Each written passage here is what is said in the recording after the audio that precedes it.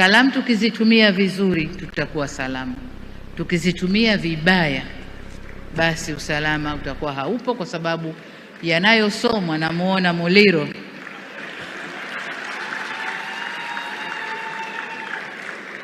Muliro anasikiliza kwa makini sana. Kwa hiyo nihimize matumizi ya kalamu zetu, na hii si upande tu wa siasa, hata upande wa kiuchumi, hata pande zote tu. Tukiandikia vizuri kuhusu nchi yetu, wawekezaji watakuja kwa wingi, kwa sababu watasoma na wataona. Tunashutumiwa mambo kadhaa huko nje.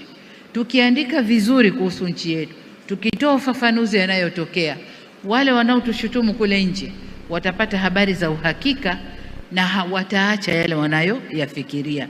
Kwa hiyo niombe sana kalamu zitumike